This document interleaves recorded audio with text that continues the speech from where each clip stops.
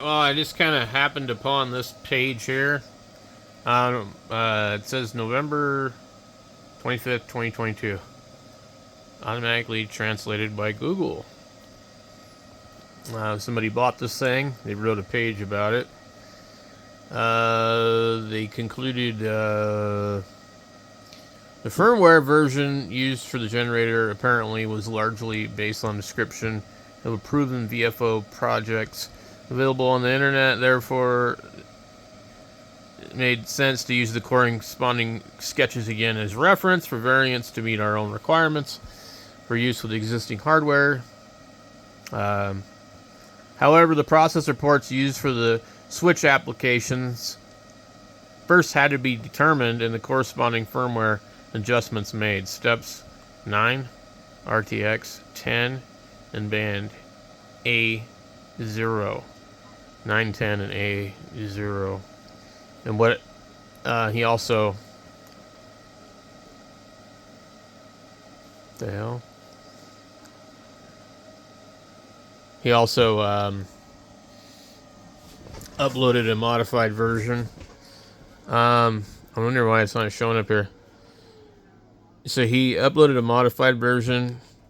He said that the rotary encoder is controlled via ports 2 and 3, whereby these can be exchanged in the firmware for reversal of direction.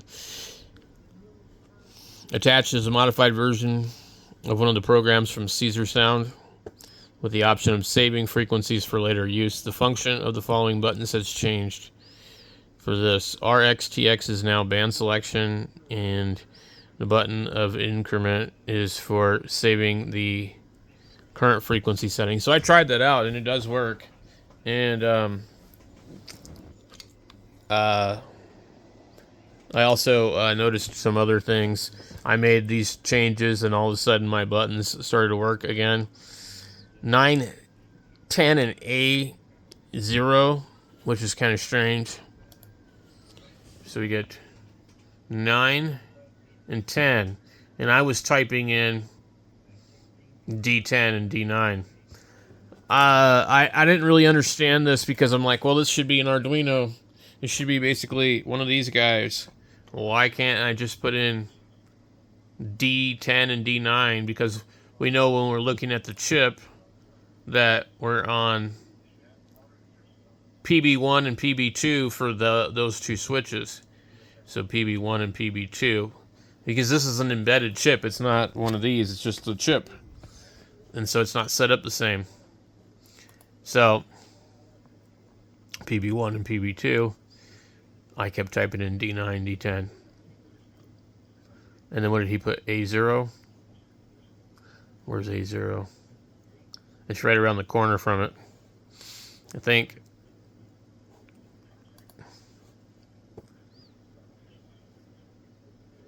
They don't really have A0 specified on here. What is A0? A0. A0 would be PC0. If we were looking at this. Where the hell is that? PC0 is over here. Okay. And then he mentioned something else. 9 and 10. And the rotary encoder is on 2 and 3. Whatever the hell that is. 2 and 3. 2 and 3. Is it D2 and 3? Yeah, okay, D2 and 3. So instead of specifying D3 and D2, you just like put numbers. But the Caesar Sound one had something else in there. It was like, I don't know. It's somewhere else in there. Anyway, actually, no, they were the correct ones. So D3 and D2 were just backwards in the Caesar Sound one. Because he's got his thing here. D3 and D2. And then he's on all these other ports. So, yeah, it's crazy. So I learned quite a bit today. And I kind of had no idea that he had because you see all these translate into like different things, and this is really cool. Oh, look at it says 18 megapins. Yeah, this is super helpful. This chart here, I'm telling you, man. If I hadn't known about this, we'd have been having a lot of trouble.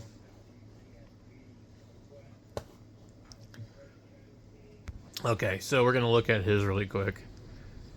And he just left everything pretty much the same.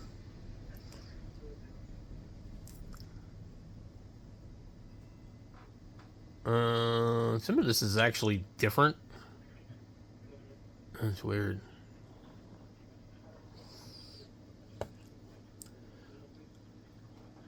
It says new band selection by using RXT push button. Frequency storing by using incrementer push button, which is, I don't know why I didn't just say step. It's named VFO Store Asia, so I guess maybe not English first language. But it works. So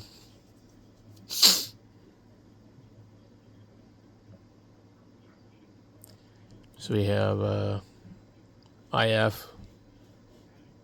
They set IF to 0, but I see a negative 1070. Enter your own IF frequency. Example 455. Okay, so we would use this on the CB radio. We would be able to just put our frequency in here now and get it to work. So I don't know if this would be like better for me to mess with for that kind of stuff. I like the Circuit Secrets one because it has the channel, and I'm not trying to go out of the band. So, but I mean, this is cool to play around with. Yeah, I don't know the gain, S-meter gain. This one would be cool to hook up. I was able to flash the Circuit Secrets one to this, and I probably could do it now that I know what pins these things are on. And I could make this thing, control the Cobra 139, and I could hook it up to the S-meter and everything. So that's a thought.